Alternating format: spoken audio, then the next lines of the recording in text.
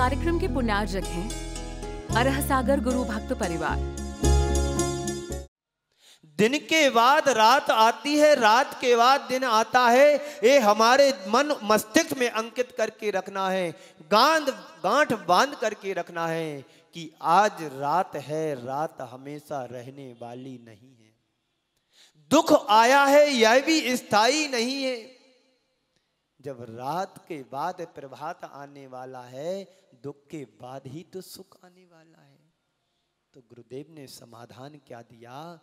टिमटिमाते दीपक को भी देख। एक छोटा सा नन्हा सा दीपक अंधेरे कक्ष में जल रहा है, वह दीपक तुम्हारी पूरी रात को व्यतीत कर देता है। एक आशा का दीपक तो मन में जला के देखो। यदि व्यापार में नुकसान लगा है तो नुकसान भी हमेशा रहने वाला नहीं है। आज नुकसान हुआ है, नुकसान पाकर के कभी उससे हैरान नहीं होना, परेशान नहीं होना है। संघर्ष करो और संघर्षमय जीवन ही हर्षमय होता है। लगा है नुकसान, लगा है घाटा, हुआ है, पुनः अपने आप को तैयार करो, मजबूत करो, अंदर से पेशेंस रखो। आज घाटा लगा है और मेहनत करेंगे और मेहनत करेंगे और मेहनत करेंगे और संघर्ष करेंगे। पुनः तैयार हो, अपने मन को तैयार करो, पुनः व्यापार करो, कर्जा लो और व्यापार करो। परिस्थिति बदलेगी, परिस्थिति हमेशा एक सी नहीं होती है, नहीं रहती। यहां पर भी बहुत से लोग होंगे अपेक्षाकृत एक जमाने में आसमान की ऊंचाइयों को छू रहे होंगे और कर्मों का पासा पलटा, आज करोड़पति भी रोडपति बन गए होंगे। और ऐसे भी तुमने लोगों को देखा होगा जो छोटी सी दुकान किए होंगे अपेक्षाकृत, आज वो करोड़ों में खेल रहे हैं। 10-20 नौकर उनके यहां काम कर रहे होंगे। क्या है? कर्म का सिद्धांत। कल मैंने कहा था कि कर्म के सिद्धांत पर भरोसा करो, विधि के विधान पर विश्वास करो। यही तो आशा है। कर्म है, राजा महाराजाओं को नहीं छोड़ा, कर्म ने सेठ साहूकारों को नहीं छोड़ा, तीर्थंकर भगवंत जैसी हस्ती को भी नहीं छोड़ा। तो फिर हम और आप लगते कहां हो? तो टिमटिमाते दीपक को भी देख, रात भाग जाती है, यानी रात भाग जाती है, रात भी नहीं रहती है। दीपक के उजाले में अंधेरा भी शांत हो जाता है।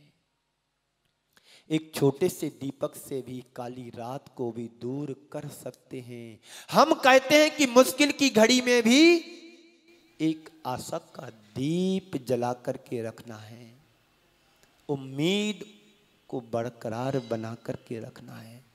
हर व्यक्ति के जीवन में परेशानियां आती हैं। संसार में ऐसा कोई भी व्यक्ति नहीं है जिस व्यक्ति के जीवन में कोई संकट ना आया हो। ऐसा भी कोई व्यक्ति नहीं है जिस व्यक्ति के जीवन में दुख नहीं आया हो। ऐसा भी कोई व्यक्ति नहीं है जिसके व्यक्ति के जीवन में काली रात जैसी रात ना आई हो। ऐसा कोई भी व्यक्ति नहीं है जिसके जीवन में अमावस्या की रात ना आई हो। रामचंद्र जी के जीवन को देखो, क्या कमी थी? राजा महाराजाओं का पुत्र था, उसके जीवन में भी अमावस्या की रात आई। जिसको राज सिंहासन मिलने वाला था, राज तिलक होने वाला था, वह भी वनवासी बन गए। और वनवासी बनने के बाद दर दर की ठोकरें भी खाने पड़ी, लेकिन कभी मन में उदासी नहीं आई, हताशा नहीं आया, दुराशा नहीं आया। एक आशा की दीपक लेकर के गए थे। आज मुझे वनवास मिला है, यदि वनवास में नहीं पाता हूं तो हम अपने पिता की इच्छा को पूरा नहीं कर पाता। पिता की आज्ञा का पालन करना ही मेरे लिए सबसे बड़ा आशा का दीप है। आज पिताजी ने कहा कि तुम्हें वनवास जाना है, कोई बात नहीं, उनकी आज्ञा का पालन करना ही मेरे लिए बहुत बड़ी सौभाग्य की बात है। आज कितने बेटे हैं जो राम की तरह जीवन जी रहे होंगे और जो पिता की बात को मानने के लिए तैयार होंगे, कोई नहीं दिखता ऐसा। पर जो राम वही होता है जो पिता की बात को, जो पिता की आज्ञा का पालन करता है। हो भी दुर्लभ होते हैं, बहुत बिरले होते हैं जो माता पिता की बात का पालन करते हैं। अगर मनुष्य के मन में आशा और उम्मीद जीवित है तो वह मनुष्य जीवन में कभी विफल नहीं हो सकता है। जीवन में बड़ी सी बड़ी विपत्ति भी आ जाए तो वह कभी विफल नहीं हो सकता, वह बाहर निकल जाता है, अपने आप को बाहर निकाल लेता है। कोई बात नहीं, आज नुकसान हुआ है, आज परेशानी आई, आज वियोग हुआ है, कभी ना कभी तो संयोग बनेगा, कभी ना कभी तो सुख आएगा, कभी ना कभी हमारी परेशानी सामंजस्य में बदलेगी। आज मैंने एक व्यक्ति को संबोधने की बात सोची, समझाया कि भाई क्यों तुम नरक दुर्गति के पात्र बनने जा रहे हो। छोड़ो व्यामोह, छोड़ो सत्ता, छोड़ो सत्ता के पद को छोड़ो। मैंने यह भी कहा यदि कोई पद पर रहता है साधु तो समाधि तभी होती जब पद का त्याग करते। तुम आज तक पद के ऊपर लगे, पद के कैलेंडर को टांगे हुए हैं। किसका पद, किसकी सत्ता? रावण जैसे व्यक्ति की सत्ता भी शाश्वत नहीं रही है और हमने छोटा सा समाज का कोई बड़ा पद पा लिया, उसके पीछे तुम इतने पागल सत्ता में ही उलझ गए। बात समझ में नहीं आई उनके लिए। कर में बांध रहे हो, कोई भी पक्ष हो, यदि धर्म के क्षेत्र में आकर के अहंकार जैसा काम करते हैं, पद के व्यामोह में आकर के सत्ता को, पद को नहीं छोड़ते हैं और लड़ाई और झगड़े यदि करते हैं तो समझ लेना वो किसी और का अहित नहीं कर रहे, अपनी आत्मा का ही पतन करने में लगे हुए हैं।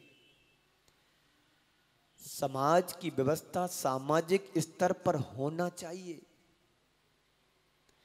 पर लोगों की कुछ टेंडेंसी मानसिकता ऐसी होती है कि खुद एक पद पर आकर के समाज को चलाना चाहते हैं, समाज की सुनना नहीं चाहते हैं। क्या बोला? समाज को अपने बलबूते पे चलाना चाहते, समाज की नहीं सुनना चाहते हैं। किसके लिए तुम कर रहे हो? अरे आत्मा का उद्धार करना है तो ध्यान और पूजा और तप और पाठ से होगा, ना कि आपस के झगड़े से होगा, वह भी धर्म के क्षेत्र में। तुम कसाय बांध करके कहां जाओगे, क्या करोगे? आत्मा का कितना पतन हो जाएगा। यहां पद नहीं मिलेगा, प्रतिष्ठा नहीं मिलेगी तो यह भाव तुम्हारा हो सकता ना बने, लेकिन पद के व्यामोह में, प्रतिष्ठा के व्यामोह में कर्म को बांध करके, गांठ बांध करके कितने भाव बिगाड़ लोगे पता है तुम्हारे लिए, पर सामने वाले को कोई असर नहीं हुआ। मन में सोचा अभी इसकी कसाई भले ना दिख रही हो, पर कसाई की ग्रंथि अंदर अभी खुली नहीं है, गांठ बंधी हुई है। आज नहीं संभलोगे तो किसी ना किसी भाव में तुम्हें मौका नहीं मिलेगा संभलने। इंसान होकर के, मनुष्य होकर के, सद्बुद्धि होकर के यदि तुम्हारे अंदर ये राग द्वेष मोह की गांठ यदि बन गई है तो तुम्हारी कसाय अनंतानुबंदी भी बन सकती है। ये दाव और पैंच एक सम्यक दृष्टि के लिए नहीं शोभा देते हैं, और सम्यक दृष्टि तो करता ही नहीं ये सब चीजें। लेकिन आज हमारे अंदर एक कसाई की गांठ बंदी है, तो जितना जल्दी बने उसको एडजस्ट करके, सामंजस्य करके, सामाजिक स्तर पर निवारण कर लेना चाहिए। चाहे तुम्हारे मन में गांठ हो, चाहे उसके मन में गांठ हो, गांठ किसी की भी अच्छी नहीं हो सकती। गांठ को खोलना जरूरी है, तो उसका निवारण होना चाहिए। तो मैं कह रहा था कि अगर मनुष्य के मन में आशा और उम्मीद जीवित है तो जीवन की बड़ी से बड़ी परिस्थिति से भी वह बाहर निकल सकता है। ये बात ध्यान में रखना है। समाज, व्यक्ति कितना बड़ा उलझन में क्यों ना हो, उसका भी तो समाधान होता है। पर समाधान तुम चाहो तब ना। कोई चाहता ही नहीं है कि हमारा समाधान हो, हमारी समाज अच्छे से आगे बढ़े, हमारी समाज की गतिविधियां अच्छे से आगे चलें। ये कोई नहीं चाहता है। बस पद के पीछे, प्रतिष्ठा के पीछे सब कुछ करने को तैयार हो जाता है, पर समाज कैसी क्या हो रही है ध्यान नहीं है। बंधुओं, हर दिन एक सा नहीं होता है किसी का भी। जीवन में बदलाव घटित होता है, परिवर्तन आता है। आज तुम अच्छे इंसान की तरह दिखाई दे रहे हो, कब तुम्हारा कर्म पलट जाए तुम दर दर के भिखारी बन जाओ। एक बाप की दो संतान होती हैं,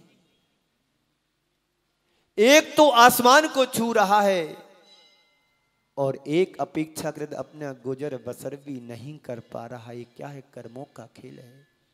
कब तुम्हारे जीवन का पासा पलट जाए कुछ भी नहीं कहा जा सकता है। प्रकृति का, निसर्ग का नियम है। आज जो आसमान को छू रहा है कल हो सकता रसातल पर आ जाए। आज जो रसातल पर है कब आसमान को छूने लगे कुछ भी नहीं कहा जा सकता है। छोटा हो या बड़ा, अमीर हो या गरीब, जीवन में तो उतार चढ़ाव आता ही रहता है। और उतार चढ़ाव में यदि जो घबरा जाता है वह फिर जीवन में कभी सफल भी नहीं हो पाता है। इसमें स्थिरता रखना है, और स्थिरता बिना व्यक्ति कभी आगे नहीं बढ़ सकता है। जीवन को आगे बढ़ाना है तो सुख और दुख में, संयोग वियोग में, जय पराजय में, लाभ हानि में हमें धैर्य रखना है, पेशेंस रखना है। जीवन में कितनी से कितनी बड़ी विषम विपत्ति क्यों ना आ जाए, उन विपत्तियों का धैर्य पूर्वक सामना करो। ठीक है, आया है, फेस करो, सामना करो। ये कोई शाश्वत तो नहीं है। जब मेरा जीवन ही शाश्वत नहीं है, अमर नहीं है, तो छोटी मोटी हमारे जीवन से जुड़ी हुई परिस्थिति भी कैसे शाश्वत हो सकती है? कभी नहीं हो सकती है। जो शाश्वत है उसकी तरफ हमारा ध्यान नहीं है, जो अशाश्वत है उसके पीछे हम पागल बने हुए हैं। आशा निराशा, आशा को बना करके रखो, निराशा को निराशा में मत बदलने दो। व्यापार किया है, एक समय तक व्यापार तुम्हारा बहुत अच्छा चला,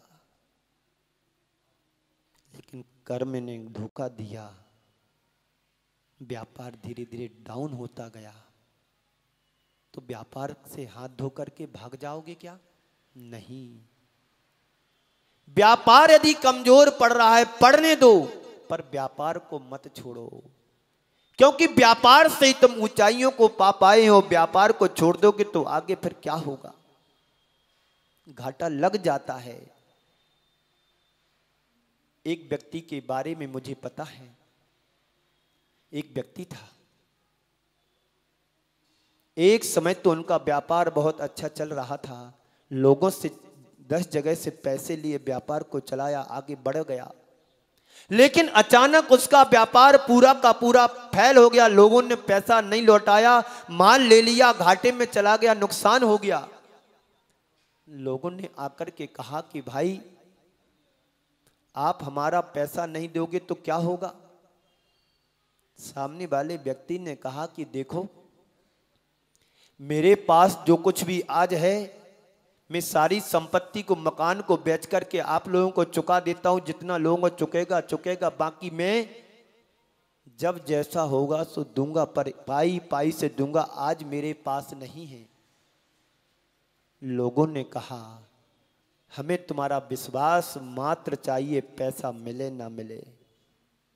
सामने वाले ने कहा कि मुझे तुम्हारा विश्वास चाहिए, पैसा तो अपने आप मिल जाएगा, आ जाएगा, पर विश्वास तुम्हारा होना चाहिए। उसी बीच में से एक व्यक्ति ने कहा, जिसको भी उससे लेनदारी थी, उस व्यक्ति ने कहा कि चलो मैं 20 लाख रुपए तुम्हें और देता हूं, तुम अपना व्यापार पुनः शुरू करो, अपने पैर पर खड़े हो। उसने 20 लाख रुपए दिए और पुनः पैर पर खड़ा हुआ। पहले से बेटर आज अच्छा है, और आज सबका पैसा देने के बाद भी करोड़ों का मालिक बना हुआ है। ऐसा सोच हमारी है, ऐसी दृष्टिकोण हमारे पास है। कोई गिर रहा हो तो हम धक्का और दे देंगे, पर किसी का साथ देने के लिए आगे नहीं आएंगे। अरे दूसरों का देना तो ठीक, दूसरों को हड़पने वाले लोग संसार में बहुत मिल जाएंगे। बोलो जी, सुन रहे हो जी? देने वाले तो बिरले होते हैं, जिनकी नीयत साफ होती है, वो पाई पाई से चुकाने के लिए तैयार होते हैं। जिनकी इंसानियत ठीक नहीं होती है, वो दूसरों को हड़पने के लिए बस तैयार रहते। इस कार्यक्रम के पुण्यार्चक थे अरह सागर गुरु भक्त परिवार।